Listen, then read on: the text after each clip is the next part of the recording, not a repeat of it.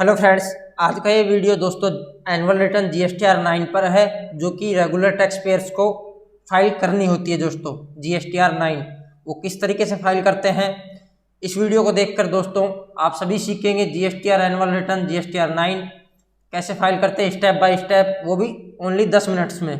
ठीक है दोस्तों, इस वीडियो को देखकर दोस्तों कोई भी छोटे से छोटा जो भी टैक्स पेयर है, जीएसटी से जुड़ा हुआ है, जीएसटी रिटर्न फाइल करता है अपने टाइम टू टाइम, वो अपनी एनुअल रिटर्न इजीली फाइल कर सकता है।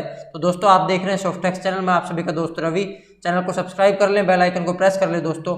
तो जैसे ही दोस्तों आप पोर्टल पे लॉगिन होते हैं तो आपको सबसे पहले आधार ऑथेंटिकेशन के लिए यहाँ पे लिंक आता है। ये किस तरीके से ऑथेंटिकेट करना है, इसके लिए मैं आपको डिस्क्रिप्शन में वीडियो का लिंक दे दूंगा, तो देख लें दोस्तों किस तरीके से लिंक करना है। चलते हैं दोस्तों, डायरेक्ट आपको सर्विसेज में आना है, उसके बाद रिटर्न्स पे आने के बाद एनुअल रिटर्न पे आपको आ जाना है दोस्तों, जो कि right hand side 3rd number पे आपको दिखेगा। इस पे आने के बाद दोस्तों आपको यहाँ पे फाइनेंशियल ईयर सेलेक्ट कर लेना है, जो कि आपको जरूरी है। जिस भी ईयर की पहले तो आप भर चुके हैं, अब 19-20 की अपने को फाइल करनी है। यहाँ पे एक रेड में कुछ एरर दिखा रहा है, annual return in form GSTR 9 once file can not be revise. एक बार अगर आपने जीएसटीआर 9 फाइल कर दी तो उसको आप रिवाइज नहीं कर पाएंगे दोस्तों, जिसकी लास्ट डेट 28 फरवरी है। तो टाइम से अपनी जीएसटीआर 9 फाइल कर लें। यहाँ पे एनुअल रिटर्न पे क्लिक करना है दोस्तों, जीएसटीआर 9 पे। 9 से किसे फाइल करनी है, जिनकी 5 करोड़ से ज़्यादा टर्नओवर है। तो यहाँ पे जीएसटीआर 9 पे क्लिक करने के बाद अगर आपकी नील है तो यस कर दें, अदरवाइज नो करना है दोस्तों। डेटा है तो नो करके नेक्स्ट कर देना है दोस्तों। जैसे ही आप नेक्स्ट करेंगे तो आपके सामने काफ़ी सारे डिटेल्स के लिए फोल्डर्स ओपन होंगे, इनमें आपको डिटेल्स फिल करनी है। तो सबसे पहले दोस्तों हम टेबल नंबर 4 पे आते हैं। इन सारी टेबल्स को आपको एक एक करके कैसे फिल करना है बिल्कुल क्लियरली हम आप सभी को बताएंगे दोस्तों। याद रखें, आपका टर्नओवर जो आपने इनकम टैक्स रिटर्न फाइल की है उससे जीएसटी का एनुअल टर्नओवर मैच होना जरूरी है, अदरवाइज आपको नोटिस आ जाएंगे। तो याद रखें, जो टर्नओवर आपने एनुअल रिटर्न में देना है वो भी इनकम टैक्स रिटर्न से मैच बिल्कुल होना चाहिए। अब यहाँ पे दोस्तों आपकी B2C की सप्लाई कितनी थी एनुअल, और B2B की कितनी, रजिस्टर्ड पर्सन को कितना माल बेचा था आपने किस अमाउंट का, और अनरजिस्टर्ड को कितना बेचा था, वो अपना मैच कर लें दोस्तों, जो कि आपने B2B और B2C का टोटल एनुअल बना लिया होगा। तो उस बेसिस पे आपको यहाँ पे मैच कर लेना है। ठीक है, अगर कोई कमी है B2C में, B2B में आपने कुछ अमेंडमेंट किया है तो यहाँ पे आप इजीली चेंज करके फिल कर सकते हैं। ठीक है दोस्तों, उसके बाद आपको दोस्तों जी नंबर पे आएगा, inward supplies on which tax is to be paid on reverse charge basis. जो रिवर्स चार्ज आरसीएम आपने पे किया है वो आपको यहाँ पे शो हो रहा है, कितने टैक्सेबल वैल्यू पे कितना टैक्स आपने पे किया है दोस्तों। जो कि आपने जो साइट का जो आरसीएम होता है दोस्तों 5% आप सभी ने पता है, तो यहाँ पे आपने पे किया होगा, वो आपको शो कर रहा है। अगर ओके है तो आप यहाँ पे सेव कर देना है दोस्तों। और आपने कुछ अमेंडमेंट किया है B2C में, B2B में, तो आप यहाँ अपने अमेंडमेंट के as per your amendment set कर सकते हैं, एडजस्ट कर लें और सेव करके ओके कर देना है दोस्तों। फिर बैक कर देना है दोस्तों। जैसे ही आप बैक करेंगे तो आपके सामने टेबल नंबर 5 पे आपको चलना है दोस्तों। Details of outward supplies made during the financial year on which tax is not payable, जिस पर टैक्स नॉट पेबल होना है। तो यहाँ पे दोस्तों विदाउट आरसीएम की आपको यहाँ पे टोटल एनुअल सप्लाई शो होगी। तो यहाँ से मैच कर लें, आपका टैक्स और टैक्सेबल वैल्यू बिल्कुल एक्यूरेट मैच हो रही है। तो इसका मतलब आपकी जो एनुअल टर्नओवर है बिल्कुल राइट आपने फिल की है, जो टेबल नंबर 4 में आपने फिल की है। ठीक है दोस्तों, उसके बाद आपको सेव कर देना है। सेव करने के बाद बैक आ जाना है। तो इस पे दोस्तों जीएसटी पोर्टल पे थोड़ा सा टाइम लग रहा है, क्योंकि अभी आप सभी को पता है कि बहुत ज़्यादा बिजी रहने लगा है पोर्टल। बैक कर देना है। बैक करने के बाद दोस्तों अभी क्या करना है, टेबल नंबर 6 पे आ जाना है दोस्तों। इसमें अपने को ITC availed during the financial year, ठीक है, इसकी सारी डिटेल्स देखने को मिलेंगी। अब अपने को सबसे पहले दोस्तों यहाँ पे दिख रहा है कि आपने 3B में कितना ITC क्लेम किया है, इनपुट। अब यहाँ पे दोस्तों आपको इनपुट्स की डिटेल्स देनी है। इनपुट्स कितना है, कैपिटल गुड्स कितना है, इनपुट सर्विसेज कितना है। तो बी में आपको कौन सी डिटेल्स देनी है, जो रजिस्टर्ड पर्सन से आपने सप्लाई ली है। अगर कोई इनपुट्स की है तो टोटल इनपुट, जैसे आपने जो भी अपना इनपुट माल खरीदा है वो, अगर कुछ कैपिटल गुड्स लैपटॉप वगैरह या फिर कुछ अदर आइटम्स खरीदे हैं कैपिटल जो है हमारी बिजनेस की, तो उसकी डिटेल्स आपको कैपिटल गुड्स में दे देनी है।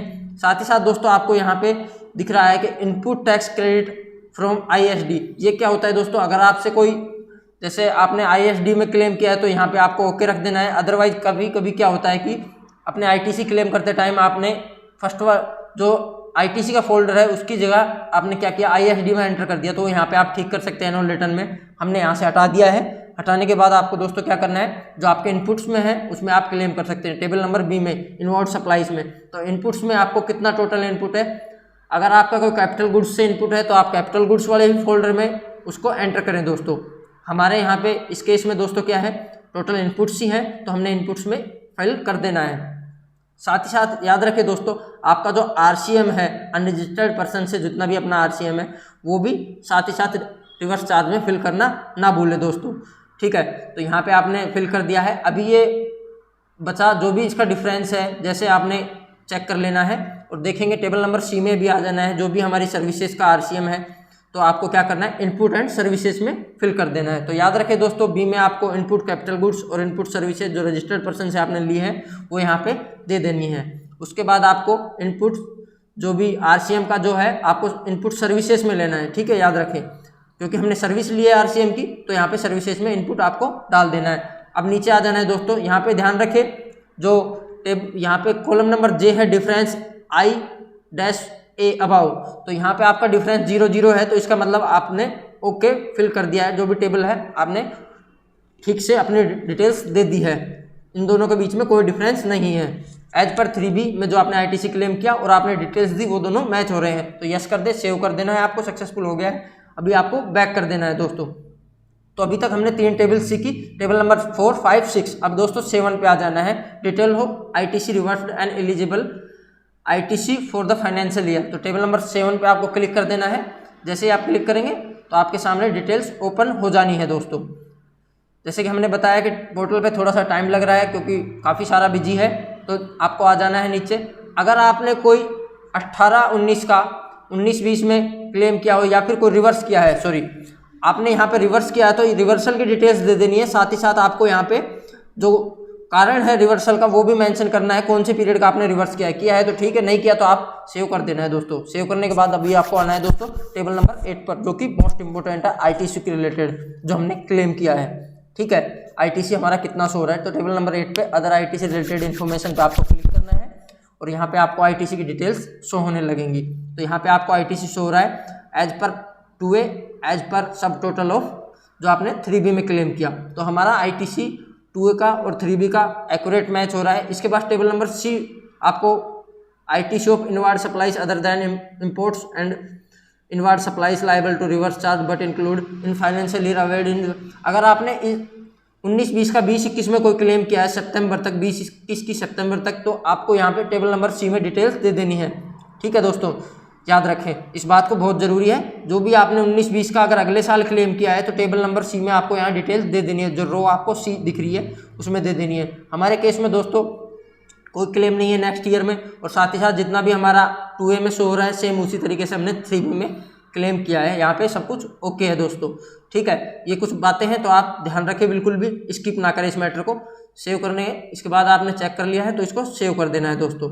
सेव करने के बाद अब क्या करना है, नेक्स्ट पे चलेंगे। तो ये आपका जो दोस्तों टेबल नंबर 8 है ये आपने क्लियर कर लिया होगा। ITC availed but not availed, ITC available but not availed में आपको कौन सा डालना है। अगर आपने आईटीसी आपको यहाँ आ रहा है और आपने क्लेम नहीं करना तो आप नॉट अवेल्ड में डाल सकते हैं, या फिर इलिजिबल में टेबल E या F में आप यहाँ पे पुट कर सकते हैं, ठीक है दोस्तों। अभी टेबल नंबर 9 में चलते हैं। उससे पहले दोस्तों हमें क्या करना है, कुछ और डिटेल्स भी देख लेनी है।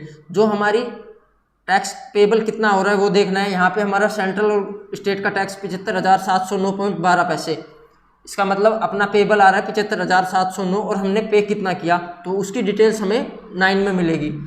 4 जो टेबल नंबर 4 है उसमें आपको पेबल दिखाएगा और कितना पे किया आपने वो टेबल नंबर 9 में देखना होगा। तो 75,709 हमारा पेबल था और हमने टोटल टैक्स कितना पे किया वो टेबल नंबर 9 में देखेंगे।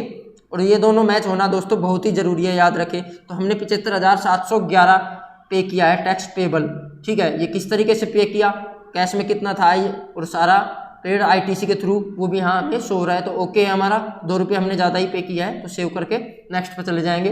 अभी हमें आना है 10, 11, 12 इस टेबल पे आपको क्लिक करना है। इसमें दोस्तों कब आना है हमें इस टेबल पर, अगर आपने 19-20 का आईटीसी 20-21 में क्लेम किया है तो आपको यहाँ पे रो नंबर 13 में ITC availed from the previous year financial year, ठीक है।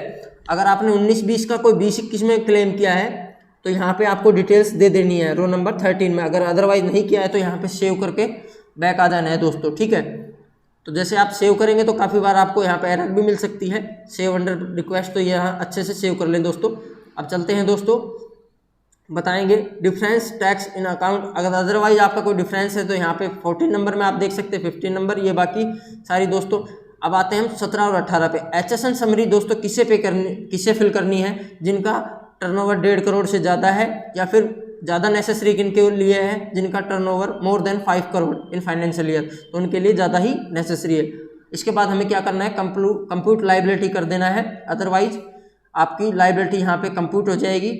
और जैसे ही आपको देखेंगे कंप्यूटर लाइबिलिटी होती है तो आपको ऊपर एरर आ जाएगा, computer liability request has been receive हुई है। तो इसके बाद दोस्तों आपको क्या करना है? एक बार रिफ्रेश कर लेना है, इसको याद रखें दोस्तों, ठीक है।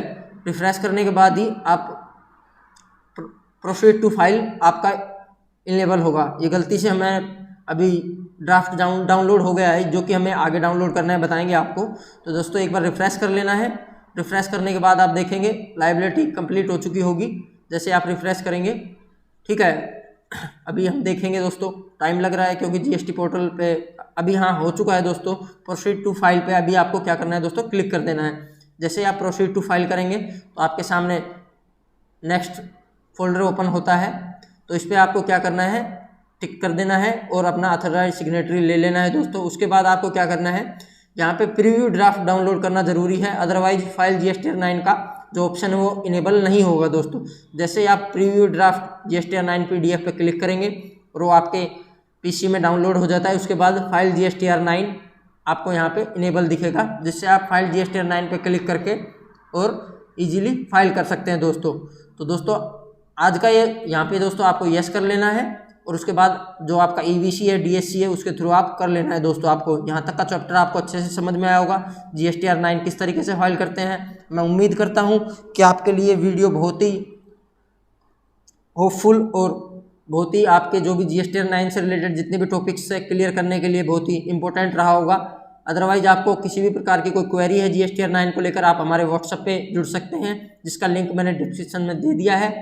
तो आप हमसे सारे क्वेश्चंस भी पूछ सकते हैं और हमारे साथ वीडियो में बने रहे, उसके लिए आपसे बहुत बहुत धन्यवाद दोस्तों।